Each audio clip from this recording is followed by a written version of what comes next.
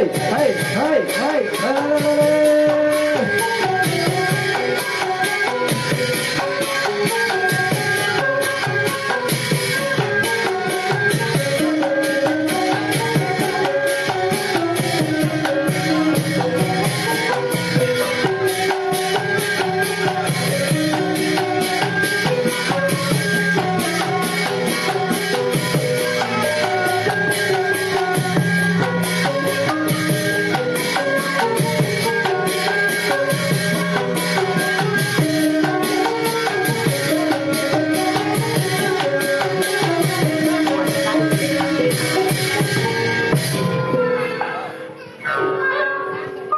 ไม่สุเขาไม่สุเสนับยามถึงพี่น้องเขาเส้นเลยจะเขาตาหอดแถวมาในสปางบางไว้คำขึ้นเหมือนในมือวันกันเหมือนใน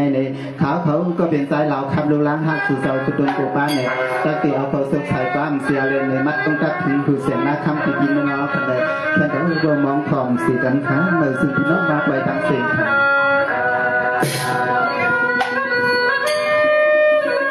สาธุหุบสุมือผ่าคาเตไว้ตากงเสียสาวอยู่เรียนหลับเมืองเนื้อข้าน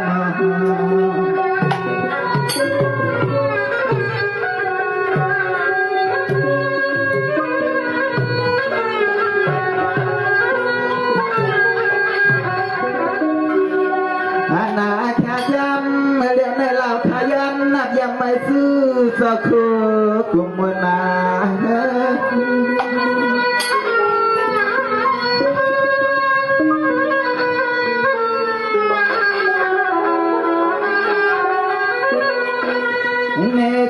ก็เลยพิเตรียมหูขนาดนั้นก็เลยรู้เตรียมเสียงนั่นแหละยันให้อันสาวขามาเปลี่ยนอาศัยก็ลูกเลี้ยงเป็น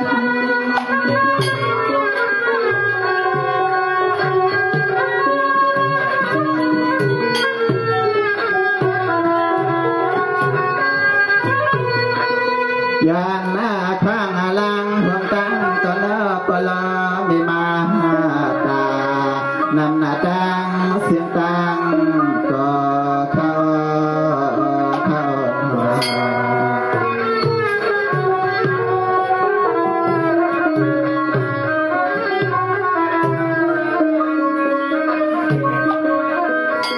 สงานในก็ข้าก็ย้อนเสียมันนาครั้งเสียมันลุงกลางลุงเกศในอาปุครั้งความปังก็มาเตียทัดสร้างไปปังขนม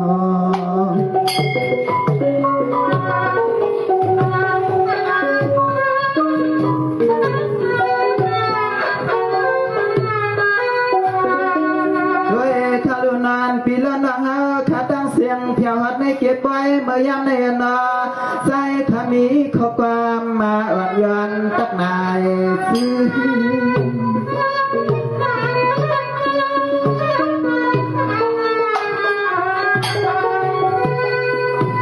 ้อไว้ปันคานเปลี่ยนน้องเฮาขาประกำเฮาขาเมื่อยามในก็ซึ่งให้อันปีละนังเฮาซ้ำปะเลยตังบนเสื้อสายหยับยอหนุ่มนอนใจคำอีกข้อความสวยปันปีปันน้องตังนานเข้า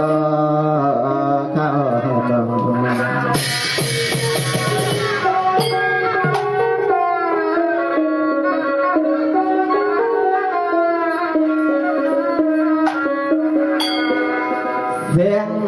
กองนั่งห้องปันมาเป็นยายางคอย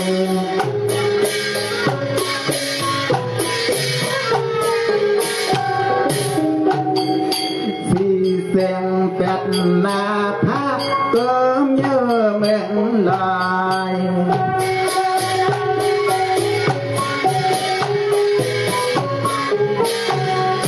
คอยเป็นฟ้ายังยอดกินกันนาน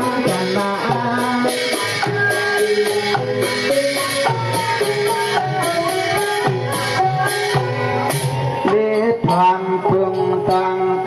ให้พ่อนั่นมาทายาทิ้งเจอถอยเสียงเฮือนหรือยาง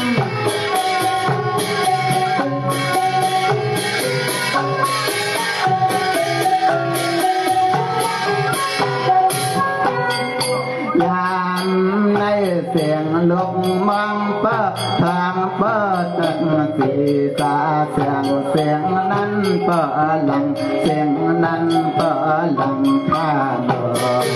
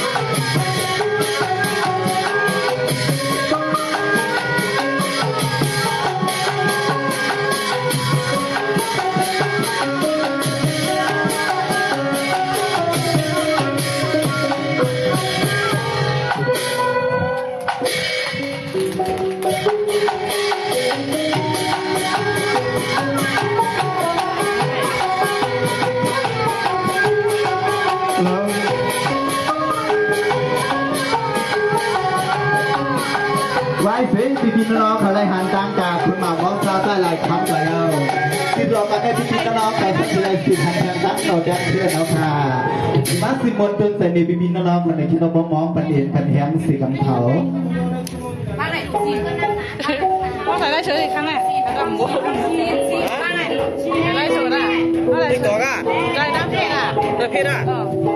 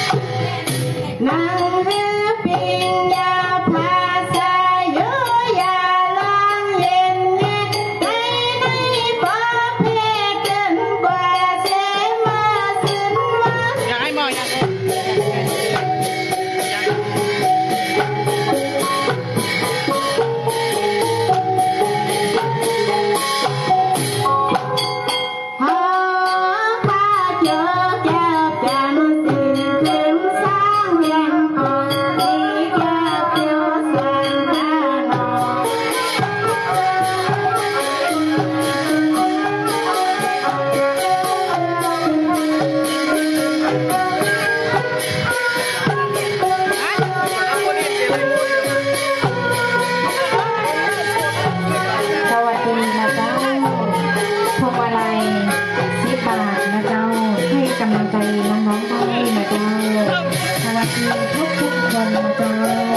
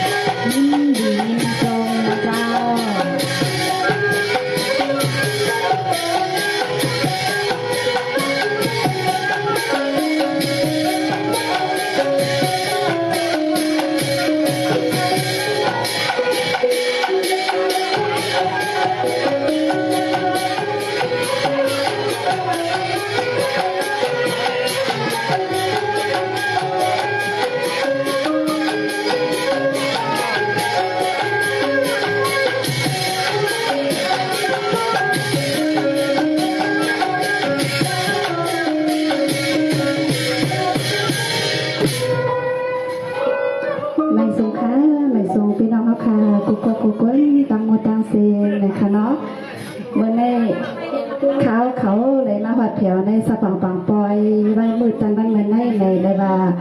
กุศลกรรมค่ะน้องคณะเขาเต้นนะคะเนาะสวัสดีเจ้าสวัสดีพ่อแม่พี่น้องทุกท่านแด่ครูบาอาจารย์ทุกท่านนะเจ้าคณะดิเกไทยใหญ่วันนี้จะมาแสดงให้เห็นว่าน่ารักประมาณไหนถูกใจหรือเปล่ารอรับชมกันได้นะเจ้าสวัสดีเจ้า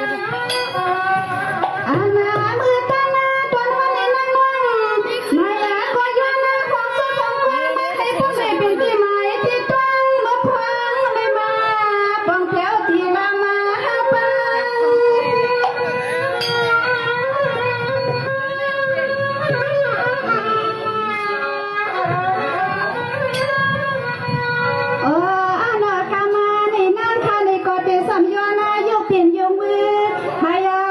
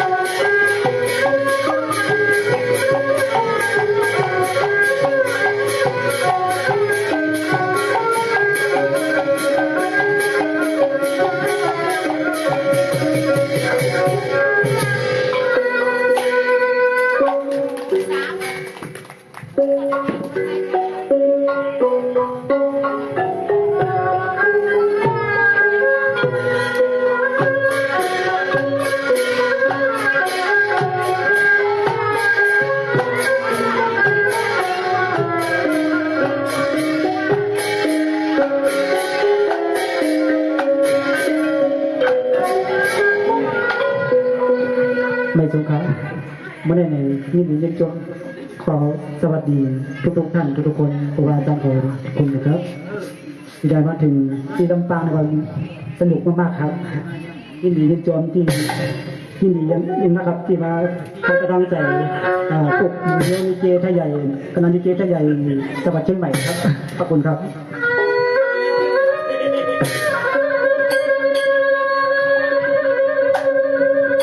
งว่าเมื่อในยินดียินชมขอบคุณหลายๆได้มาถึงเสลำปังเธอรู้ยิ่งนังดังเจอกันในโกสักที่มาเราอยู่กันการงานสังเกตเจ้าจะเจอในเนมาอะไรถูกมาหันมาบุกมากันมา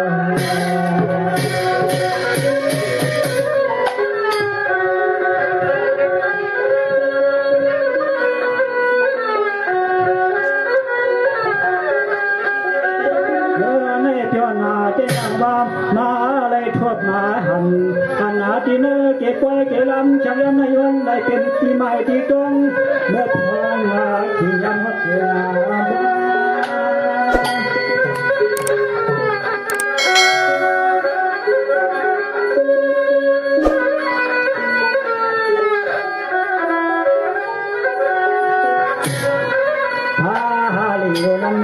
น้องทันจะทำเกินทุ่มเถิงเป็นไว้ในฟังวัดนาที่ห้าคุณห้ามใน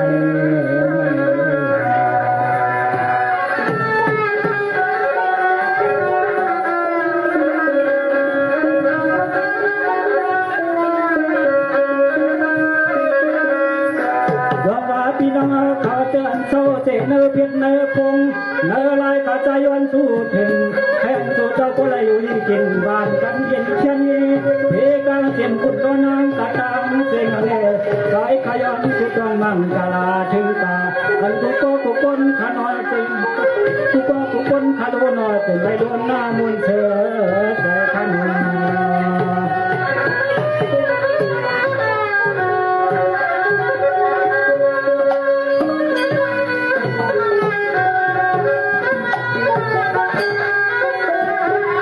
ขย้อนชุดน้องมังกลาเสียงปูกว่านาไหลไทยก็จึงให้ตัวและนี้ดองเงินและคำก็ขับจำเรื่องมันจังเป็นหาน้อย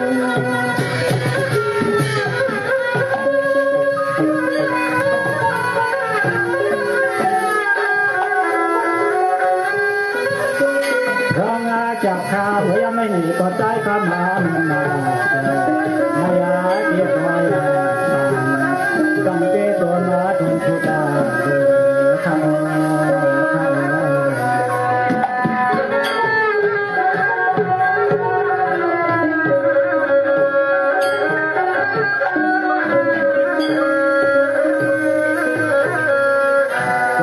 กำในข้าก็จะย้อนวังข้าก็จะย้อนวังยิ่งนางกระตังเส้นดำหูเขาจะเจอนั่นนอไปรออยู่เขากระตังหลังนอ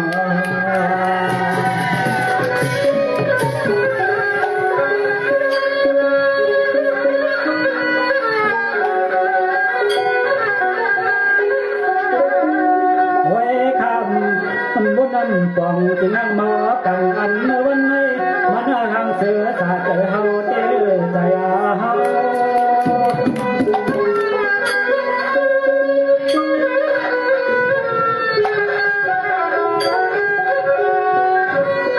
เราจะตังผู้เหนือเนใจที่ย้อนนาจะตุลำกางจะยังไม่ย้อนนามุนย้อนนาย้อนตกความมาตาทีสอนกัน